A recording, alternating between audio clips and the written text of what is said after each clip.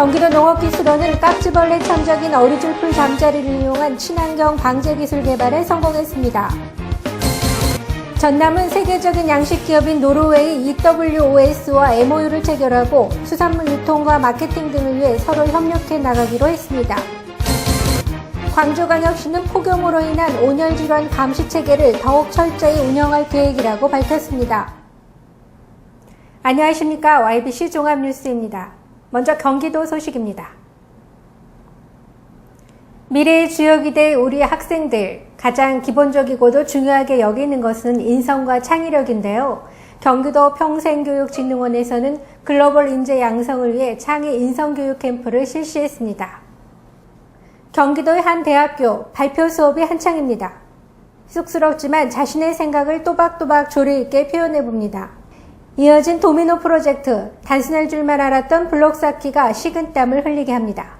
윤리적 리더라고 해서 되게 고전적이고 좀 지루할 줄 알았는데 이렇게 와서 같이 도미노 쌓기 하면서 팀워크 확인해보고 하니까 되게 즐겁고 경기도에서 앞으로 계속 이런 활동한다면 또 참여하고 싶어요. 이들 모두는 경기도 내 우수 고등학생으로 뽑힌 미래 글로벌 리더, 경기도 평생교육진흥원이 주최하는 창의 인성 캠프에 참여한 겁니다.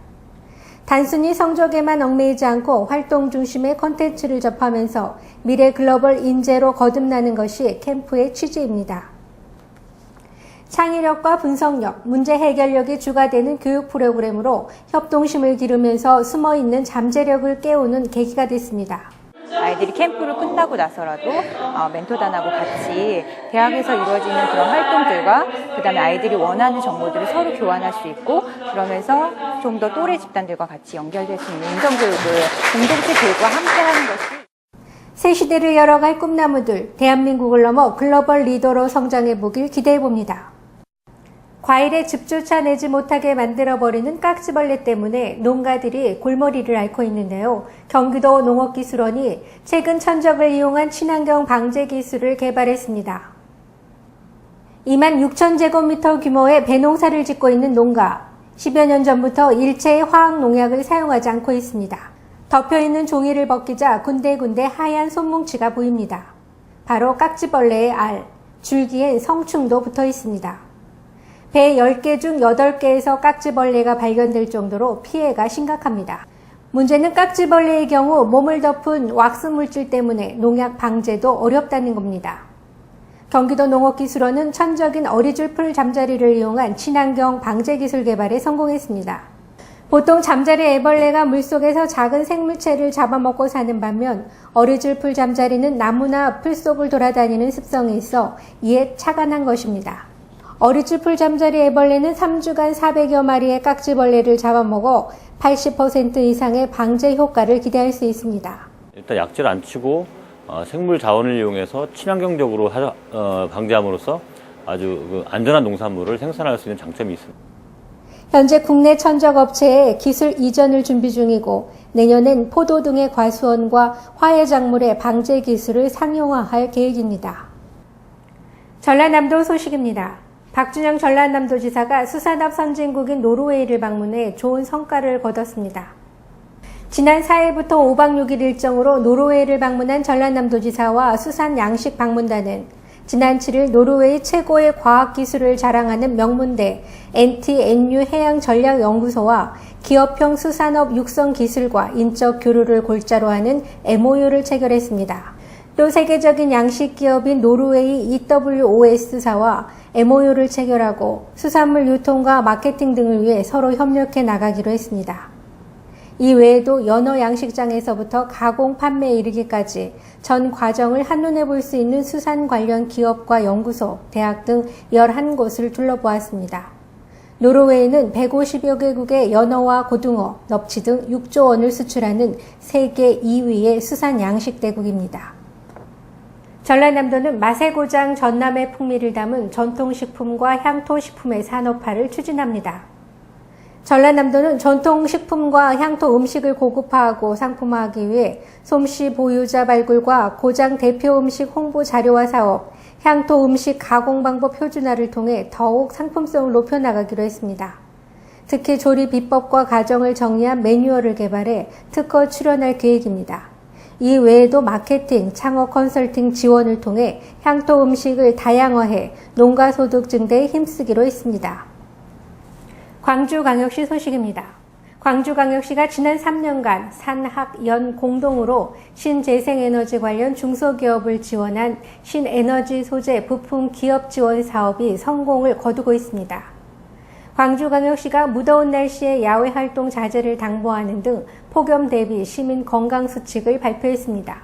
보도에 정영근 기자입니다. 광주시가 지난 3년간 산학연 공동으로 신재생 에너지 관련 중소기업을 지원한 신에너지 소재 부품기업 지원 사업이 성과를 거두고 있습니다. 2010년에 시작된 신에너지 소재 부품기업 지원 사업은 지난 3년 동안 현장 실무형 전문 인력 양성 등 참여기관이 교류 협력할 수 있는 체계를 구축하고 관련 기업체의 맞춤형 교육 프로그램 47개 과정을 통해 734명의 인력을 양성했습니다. 한편 이 사업은 단순히 기업 지원에만 한정된 것이 아니라 제품 개발과 시제품 제작, 기술 지원을 통해 264명의 일자리를 창출했고 12억 7천만 원이 적립되는 경제 수익 효과를 거두었습니다. 이번 지역혁신 역량 사업 추진으로 핵심 소재 부품 분야의 국내 기술 수준을 발전시켜 나갈 수 있는 창조경제 기업 생태계 조성의 기틀을 마련했다는 평가를 받고 있습니다. 광주시가 무더운 날씨에 야외 활동 자제를 당부하는 등 폭염 대비 시민 건강수칙을 발표했습니다. 지난 2달간 응급의료기관 21곳을 대상으로 폭염으로 인한 온열질환 감시체계를 운영한 결과 열신신 4명, 열사병 2명 등 총 13명의 온열질환자가 발생한 것으로 집계됐습니다. 이 중 남자가 10명으로 여자보다 많았고 오후 3시에서 오후 6시 사이가 발생률이 가장 높은 것으로 나타났습니다. 이와 관련해 광주시는 폭염에 취약한 독거노인과 고혈압 등 만성 질환자는 특별히 건강관리에 주의하고 폭염이 집중되는 낮 12시부터 오후 5시 사이에는 실외 활동을 자제하는 등 폭염 대비 시민 건강수칙을 발표했습니다. 또한 광주시는 폭염으로 인한 온열질환 감시체계를 더욱 철저히 운영할 계획이라고 밝혔습니다. 광주에서 YBC 뉴스 정용균입니다. 경기도 안성시 소식입니다. 안성음악협회는 지난 9일 안성맞춤랜드 남사당 공연장에서 제3회 안성 유소년 음악 캠프를 개최했습니다. 이번 음악 캠프는 음악으로 감성 깨치기라는 슬로건으로 안성시와 한국예총 안성시 지부 후원으로 마련됐으며 안성시 어린이 350여 명의 참여 속에서 진행됐습니다. 저희 안성음악협회는 사단법인 한국음악협회 소속입니다. 그리고 저희는 클래식을 연주하는 음악인들의 모임이고요. 안성에서 음악을 전공하고 안성에서 음악 선생님으로서 또 연주자로서 활동하는 회원들로 구성되어 있습니다. 저희가 이제 캠프가 처음 시작된 게 3년 전에 이제 어떤 한 부모님이 안성에는 어린이들을 위한 그런 체험학습이 없다는 이제 얘기를 하셨어요. 그래서 그러면 아이들이 가장 먼저 배우는 게 음악이니까 저희가 한번 해보자 해서 3년 전에 중앙대학교에 이제 도움을 받아서 시작을 하게 됐어요. 그때만 해도 100명, 작년에는 200명, 그다음에 올해는 원래 200명만 하려고 했는데 신청 접수가 너무 많아서 시에 좀 도움을 받아서 저희가 올해 350명이 지금 이 캠프에 지금 참여하고 있습니다. 그래서 앞으로도 아이들이 이 캠프를 통해서 뭐 방학 동안 즐거운 체험학습도 되겠지만 또 아이들이 또 음악적으로 또 많은 것을 배우고 느끼고 놀 수 있는 그런 캠프가 되도록 저희가 바라고 있습니다. 네. 이날 음악 캠프는 딱딱할 것 같은 클래식 음악을 게임과 신나는 율동, 노래를 표현하면서 자연스럽게 클래식을 이해할 수 있도록 아이들의 눈높이에 맞춰 다채로운 프로그램을 마련했습니다.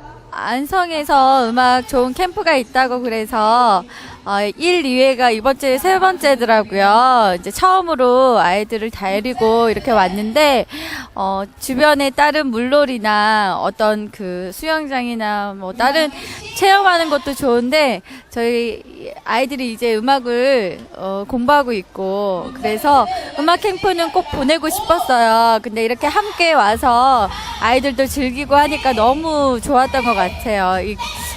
다음에도 또 이런 기회가 있으면 또 아마 데리고 올 것 같아요. 안성시는 지난 9일 11시 안성시청 대회의실에서 열린 언론인 브리핑에서 최근 논란이 되고 있는 복합교육문화센터 건립의 기술적 문제 해결과 입지 타당성에 대해 밝혔습니다. 안성시 복합교육문화센터는 2010년 7월 건립계획을 수립, 공모를 통해 설계를 진행 중으로 최근 경기도의 농지 전용 협의를 마친 상태이며 올해 12월까지 설계를 완료하고 내년 초에 공사를 착수해 2016년까지 완공한다는 계획입니다. 하지만 복합교육문화센터 입지에 지하수위와 토질, 용배수로, 우회수로 설치 등 기술적 문제 해결을 위한 비용, 재외지 추가 매입비, 주변 농업진흥구역 해제 및 도시개발계획 수반의 필요성 등 입지에 대한 논란이 일고 있습니다. 시에서 본 사업을 동력으로 안성천 남부도시화에 의한 개발 여건 개선 사업을 지속적으로 펼쳐나가 도심 확장을 시켜나갈 계획입니다. 행정의 중요한 가치 중 하나는 안정성, 계속성, 일관성이라고 생각합니다.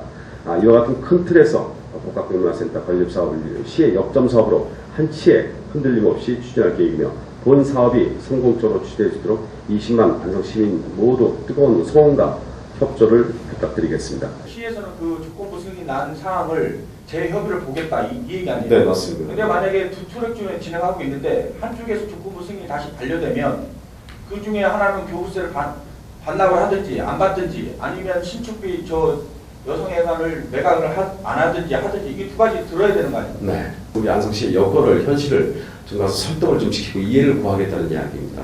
그 이유에 대해서 저한테 좀 재량권을 좀 주셨으면 좋겠습니다. 우리가 시도도 안 해보고 상식적으로 보면 여성회관 매각해가지고 36억을 손해보지만 네. 교부세로 따지자면 80억이면 더 이득인 거잖아요. 협의가 안 될 때 그때 질책을 그래서 내가 수용하도록 하겠습니다. 좀 시간을 주십시오. 토유자 조건부 승인하고 관련해갖고 지금 재협의 변경 란들을 염두에 두신다고 했는데 뭐 사실은 매각이 됐든 아니면 다른 대체부지에 매각이 됐든 제가 말씀을 올렸지 않습니까? 지금 당초 계획보다 자체 그 건축 면적에서 대비해 볼 때 그 야외 음악당이라든가 아니면 그 지하 그 불용물이라서 지하 주차장을 지상으로 한다고 말씀드렸지 않습니까? 그런 예산을 축소를 시켜서 굳이 유사시설이 아니더라도 다른 대체부지에 50억에 상응하는 네, 우리 박상순 부장님께서 건의하신다면 제가 긍정적으로 다른 부지도 검토해 보도록 하겠습니다.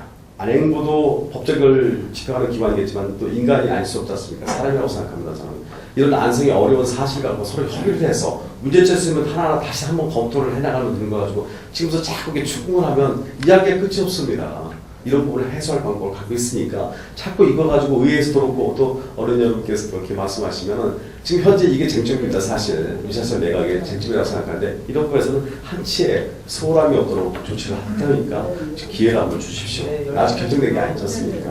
시간이 남아있지 않습니까? 한편 김병준 안성시 산업경제국장은 시정 브리핑을 통해 아름다운 안성, 클린 경기구현을 위한 쓰레기와의 사랑과 전쟁 추진 배경과 추진 현황에 대해 설명했습니다. 경기도 화성시 소식입니다. 화성시 체육회가 주최하고 화성시 궁도협회가 주관하는 제1회 화성시장기 10개정 궁도대회가 지난 10일 화성시 향남면 도일리에 위치한 화성정에서 개최됐습니다. 보도에 박선영 기자입니다. 궁도의 저변 확대를 위해 개최된 이날 궁도대회는 최인석 화성시장을 비롯해 하만용 화성시의회 의장, 서재일 부의장과 시의원, 궁도협회 관계자 등 150여 명이 참석한 가운데 진행되었습니다. 화성은 정조대왕의 효심이 살아있는 곳이죠. 우리 정조대왕이 심신수련을 위해서 국궁을 아주 열심히 하셨다고 얘기를 들었는데요. 빨리 태안 삼지구 문제가 해결나서 태안 삼지구의 정조대왕의 뜻을 담은 대한민국 최고의 정이 만들어지길 기원하고요. 오늘 좋은 성적과 좋은 대회가 되길 기원합니다.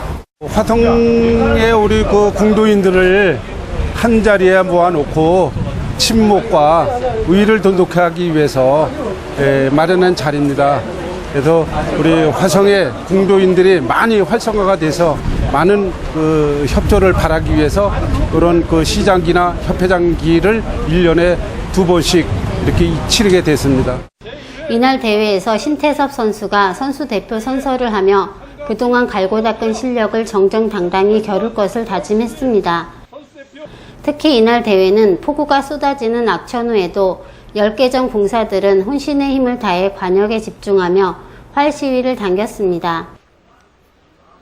궁도대회는 4대와 관역까지 거리가 145m로 각 경기마다 1인당 5발씩 3순을 내는 토너먼트 형식으로 치러졌습니다.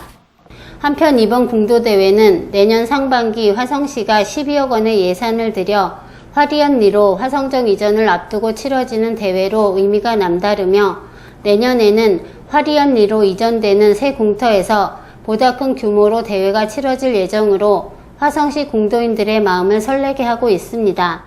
경기도 평택시 소식입니다.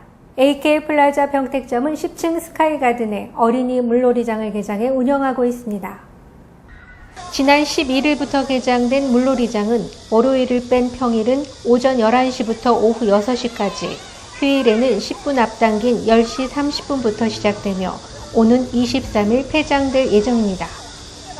물놀이장 이용을 위해서는 AK플라자에서 발행한 만원 이상 구매 영수증과 수영복, 수영모만 준비되면 이용할 수 있으며 튜브는 무료로 대여가 가능합니다. 편의시설로는 탈의실, 샤워실 등이 준비되어 있고 보호자를 위해 풀장 주변에 파라솔이 마련되어 있습니다.